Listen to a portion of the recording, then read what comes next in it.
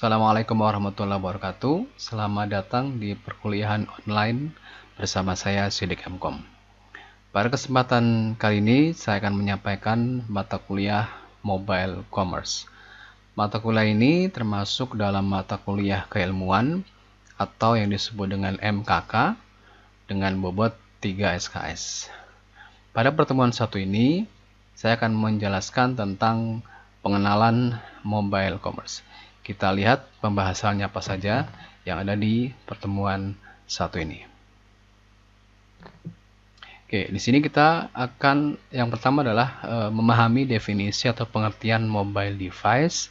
Kemudian yang kedua memahami definisi pengertian mobile commerce itu sendiri, memahami latar belakang munculnya mobile commerce, kemudian nilai penting dari mobile commerce, keuntungan dan kerugian dari mobile commerce, kemudian teknologi mobile commerce dan mobile client. Dan terakhir adalah alur transaksi dan sistem kerja dari mobile commerce.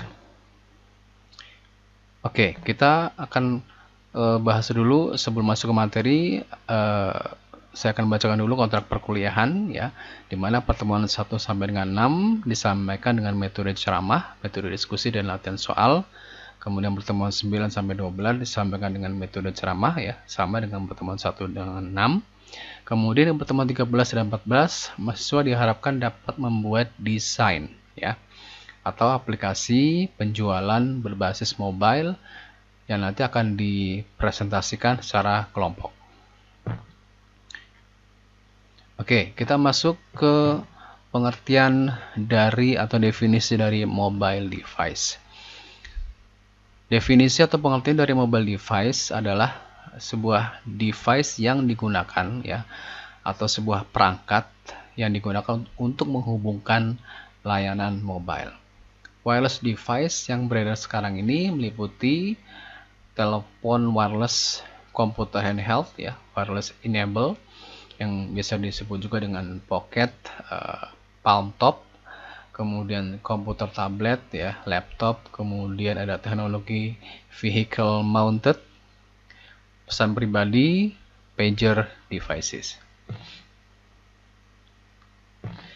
Oke, mobile commerce lebih menekankan pada penggunaan aplikasi dan integrasi teknologi telekomunikasi nirkabel ya, atau telekomunikasi wireless dan perangkat nirkabel dalam domain sistem bisnis yang berbasis jaringan internet, di mana di dalam mobile commerce ya, penggunaan mobile device di sini dapat kita dilihat dari yang pertama adalah location independent connectivity, kemudian mobile internet itu sendiri, mobile e-commerce, mobile phone, mobile device yang terdiri dari PDA, wireless vending machine, wireless LAN, dan sebagainya.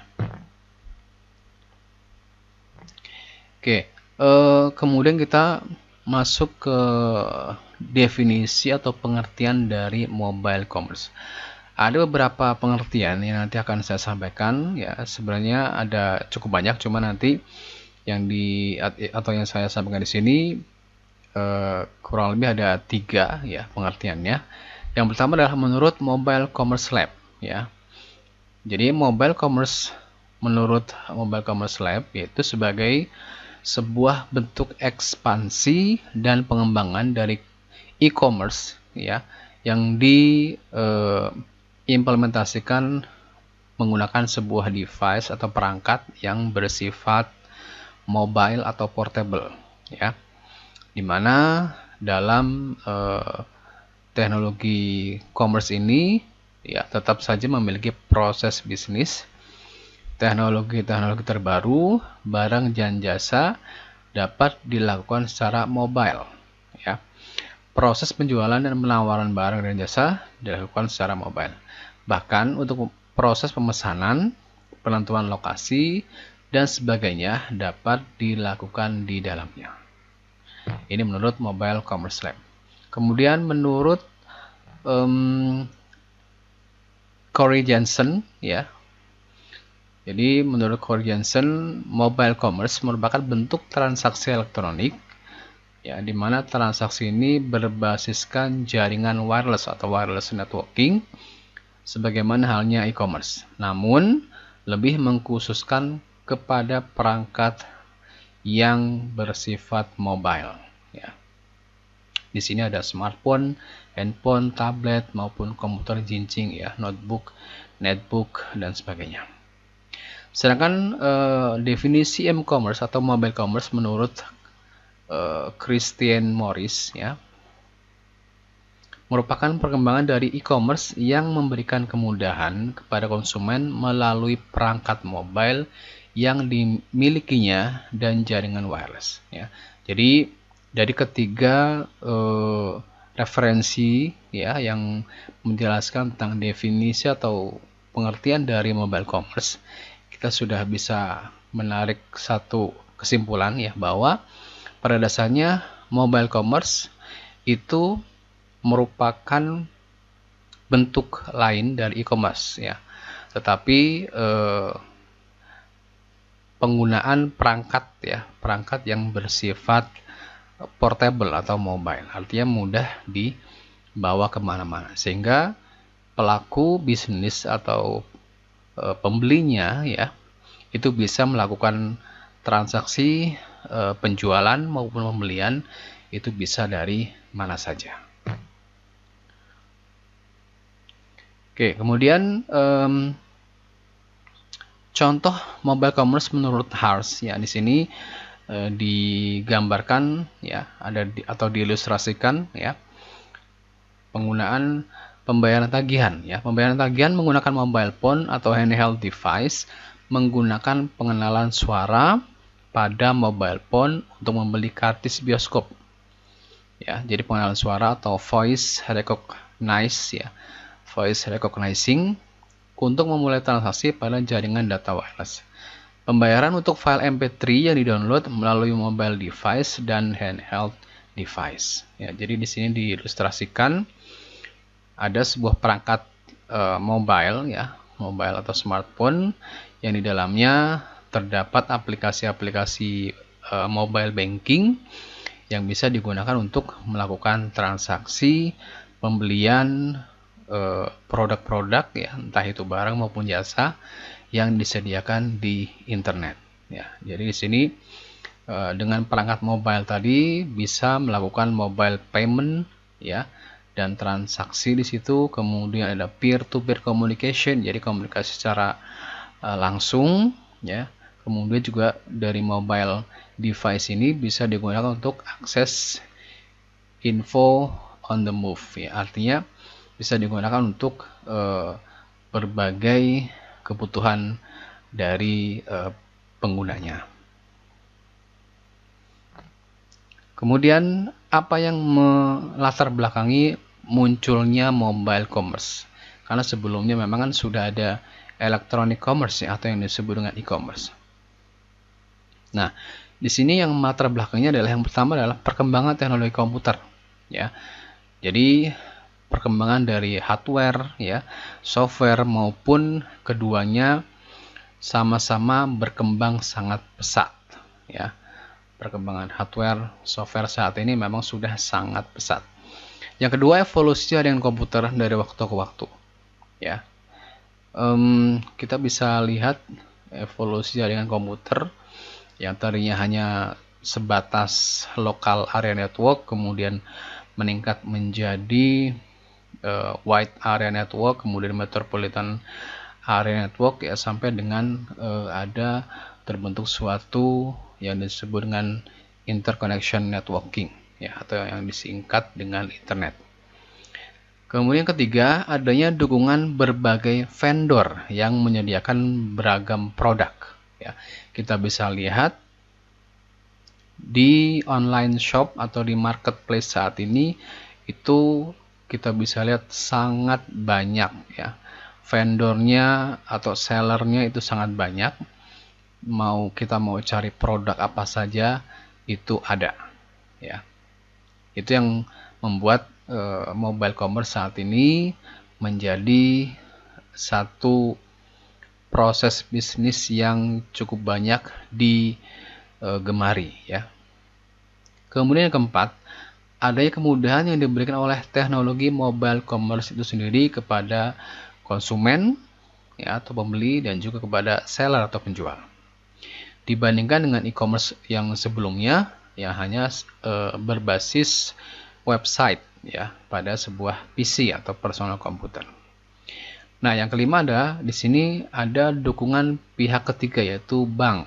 Ya, kita bisa lihat untuk payment atau pembayaran ya untuk mobile commerce kita juga sudah tahu bahwa saat ini banyak sekali aplikasi-aplikasi mobile banking ya yang sudah sangat memudahkan para customer ya atau nasabah ya untuk melakukan transaksi menggunakan perangkat dari yang mereka miliki ya. Jadi bisa melalui PayPal ya, bisa melalui financial technology atau fintech ya. Dan saat ini juga sudah sangat banyak pilihannya. Ya. Oke, kemudian berikutnya di sini kita bisa lihat ada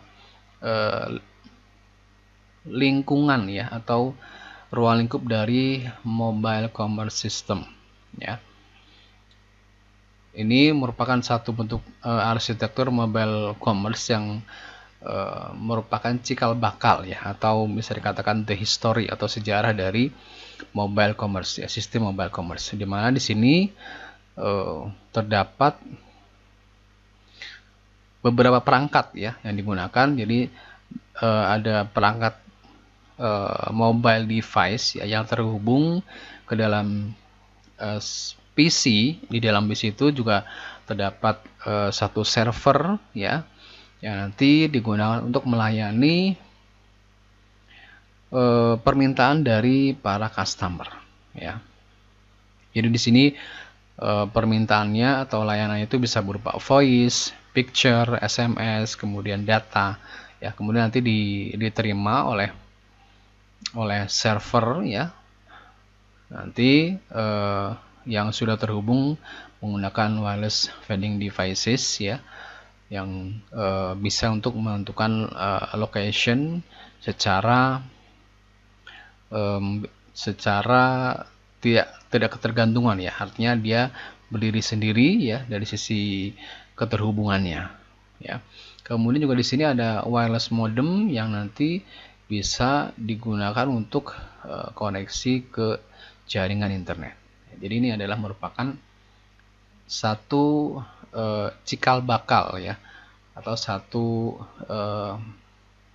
awal mula sebuah sistem mobile commerce itu dibentuk.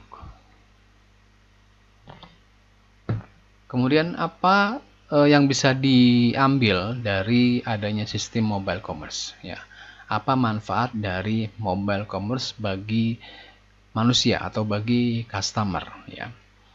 Paling tidak ada 5 poin penting ya yang bisa kita sebut sebagai manfaat dengan adanya mobile commerce. Yang pertama adalah fleksibilitas ya, fleksibel. Dengan adanya mobile commerce, customer atau konsumen cukup menggunakan perangkat mobilenya atau smartphone-nya, tentu saja sudah terkoneksi ke internet, untuk mencari produk yang diinginkan, produk yang dicari. Kemudian setelah ketemu, nanti mereka melakukan pembayaran, mungkin bisa melalui aplikasi pihak ketiga ya, fintech ya, atau juga mungkin mereka juga punya mobile banking ya. Setelah itu mereka melakukan pembayaran ya, memilih ke sistem pengiriman barang ya. Jadi mereka memilih sesuai dengan kebutuhan ya, mereka misalnya ingin lebih cepat pengiriman barangnya ya, mereka bisa memilih dengan jasa pengiriman barang yang sudah disediakan. Jadi sangat fleksibel ya. Yang kedua, kemudahan untuk terkoneksi ke dalam jaringan komputer ya. Kita bisa lihat semua smartphone ya, saya rasa sudah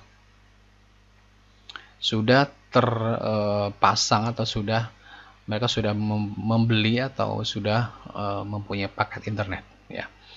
Jadi memudahkan mereka untuk melakukan transaksi pembelian maupun penjualan ya. Jadi sangat memudahkan.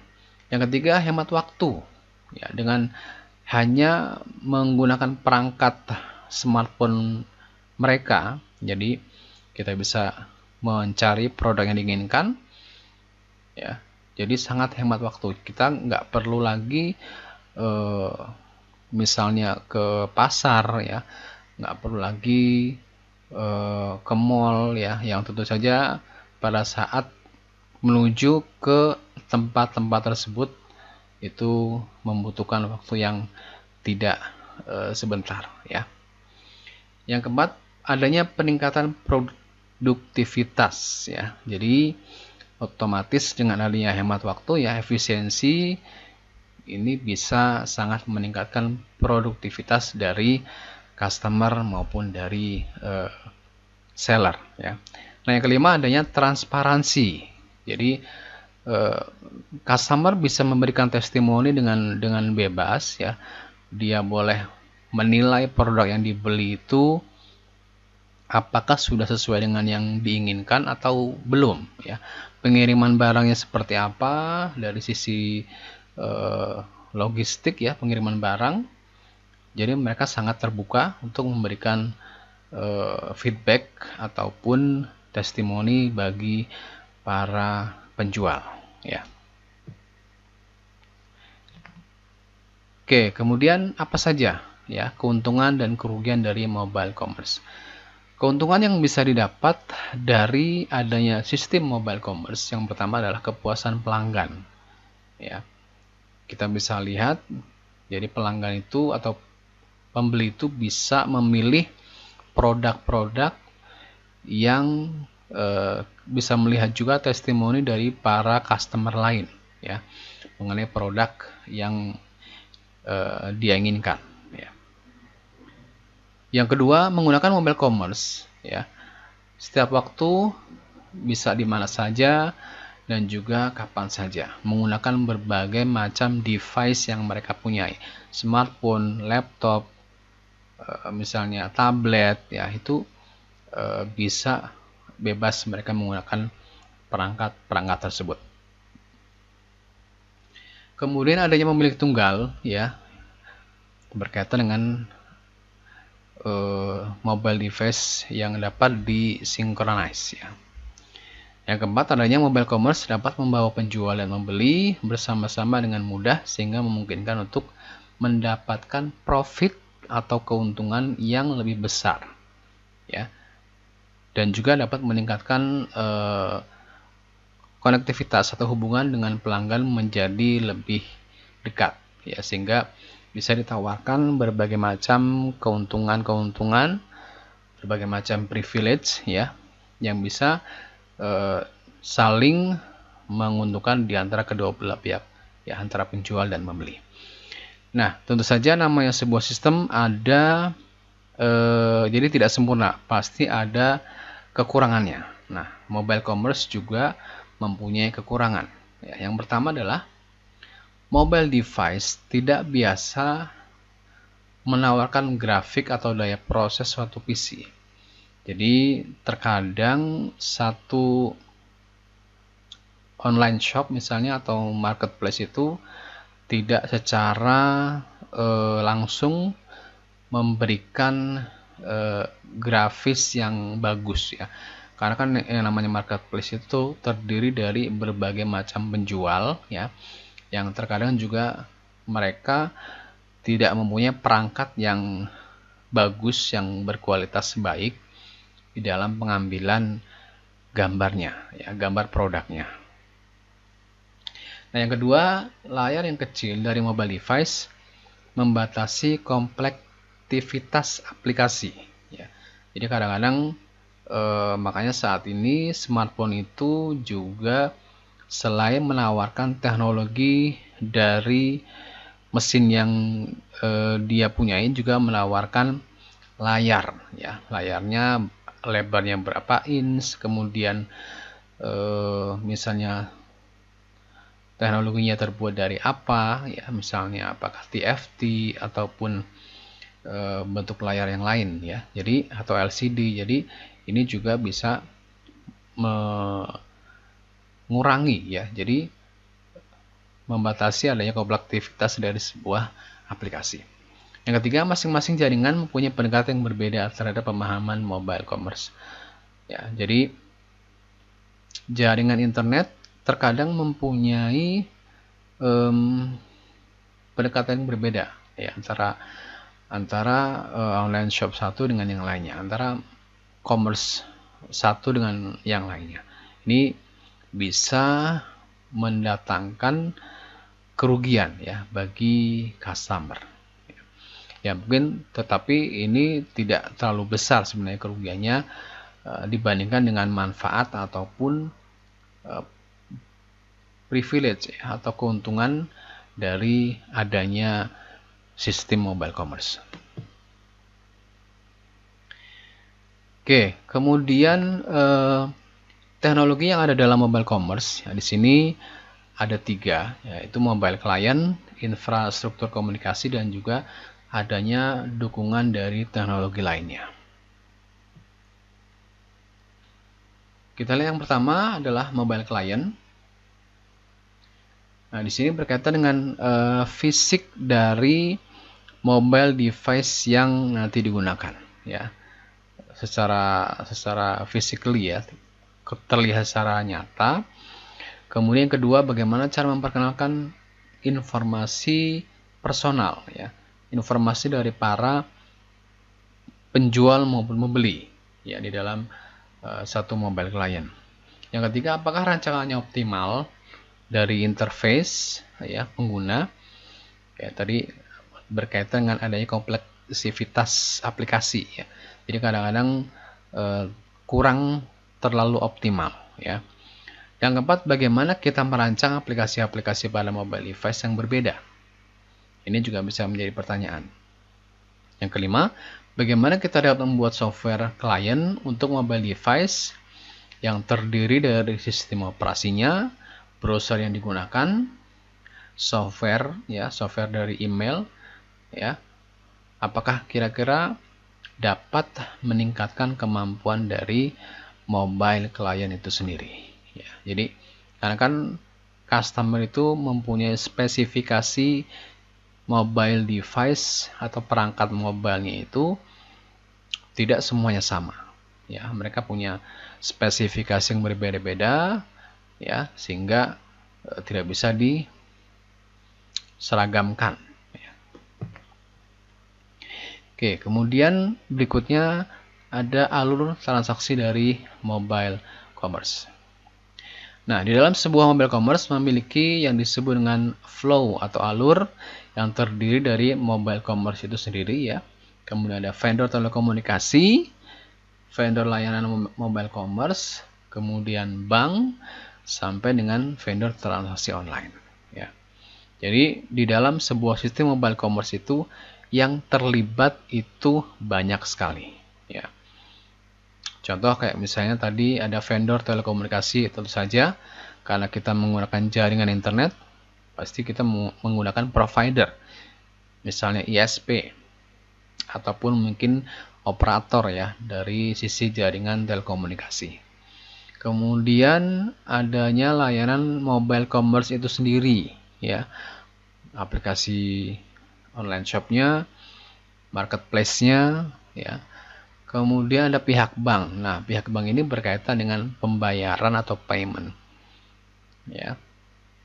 Bisa melalui financial technology atau fintech ya, atau juga menggunakan pembayaran melalui mobile banking ya. Jadi ini pihak-pihak yang secara tidak langsung itu mempunyai peran ya di dalam sebuah transaksi agar bisa terjadi di dalam sistem mobile commerce ya. Oke, kemudian bagaimana sebuah sistem kerja dari mobile commerce ya. Yang pertama adalah pengguna mengakses aplikasi dan layanan mobile commerce dari perangkat mobile dengan koneksi internet. Ya, jadi syaratnya adalah harus Jadi perangkatnya harus sudah terkoneksi ke internet atau ke jaringan internet terlebih dahulu. Itu syarat mutlak. Yang kedua adalah pengguna mengakses toko online yang diinginkan, kemudian mencari produk, memasukkan ke keranjang, kemudian melanjutkan ke proses pembayaran online. Tapi sebelumnya biasanya sebelum melakukan pembayaran online, pengguna atau customer itu diminta untuk memilih pihak untuk berkaitan dengan pengiriman barang ya. Jadi pengiriman barang dia menggunakan vendor atau menggunakan jasa pengiriman barang yang mana. Jadi kadang-kadang juga dari marketplace-nya sudah menyediakan, tergantung kebutuhan dari customer ya. Oke, baru setelah itu melakukan proses pembayaran secara online. Nah, setelah itu maka proses berbasiskan koneksi internet ya secara online dan mobile. Ini sudah terjadi. Sudah terjadi yang namanya transaksi penjualan pembelian melalui perangkat atau device yang bersifat mobile atau portable. Makanya di sini disebut sebagai satu flow work ya, atau sistem kerja dari mobile commerce. Oke. Nah, di dalam layanan mobile commerce tentu saja tadi selain ada vendor telekomunikasi, vendor dari jasa pengiriman ya, kemudian juga ada bank, ada pihak-pihak yang lain ya yang terhubung ya. Yang di sini contohnya misalnya yang pertama adalah Google ya. Contoh di sini Google mengeluarkan produk dan layanan GPay ya misalnya, atau yang disebut dengan Google Wallet atau dompet Google ya. Yang kedua, Bank HSBC Hong Kong mempunyai layanan mobile payment ya. Mobile payment yang dimasukkan ke dalam jenis layanan di dalam mobile commerce. Oke, yang ketiga ada PayPal, yaitu sebuah perusahaan pembayaran online ya. Itu juga mereka menyediakan layanan mobile commerce untuk memudahkan para pengguna mereka di dalam melakukan transaksi jual beli secara online. Jadi kalau misalnya ada customer yang ingin membeli buku, membeli kaset misalnya, itu bisa melakukan pembayaran menggunakan jasa PayPal. Oke, yang keempat Amazon ya. Amazon satu online shop yang terkenal di Amerika Serikat ya, itu juga menyediakan suatu layanan mobile commerce ya, yang digunakan untuk memudahkan konsumen dalam melakukan pembelian dan transaksi dengan cepat dan mudah melalui perangkat mobile-nya. Oke, yang kelima di sini ada Visa dan Mastercard, yaitu suatu perusahaan penyedia jasa kartu kredit atau credit card ya. Mereka juga menyediakan layanan mobile commerce untuk penggunanya. Tentu saja kalau berbicara tentang kartu kredit ya, ini adalah pembayaran ya dengan suatu jasa pembayaran ya, dimana pasti mereka sudah sangat menyiapkan dari sisi keamanannya ya. Jadi mungkin kita bisa mengatakan tidak perlu khawatir ya dengan layanan-layanan yang mereka tawarkan, karena perusahaan-perusahaan besar seperti Google, Bank HSBC, PayPal gitu kan, pasti mereka sudah menyiapkan tingkat keamanan yang sangat tinggi atau secure-nya akan sangat tinggi. Oke, baik, demikian materi di pertemuan ke-1 dari mata kuliah mobile commerce, yaitu pengenalan mobile commerce ya. Terima kasih yang sudah menyimak ya. Tunggu kembali di materi pertemuan berikutnya yang akan saya sampaikan di pertemuan kedua. Terima kasih atas perhatiannya. Assalamualaikum warahmatullahi wabarakatuh.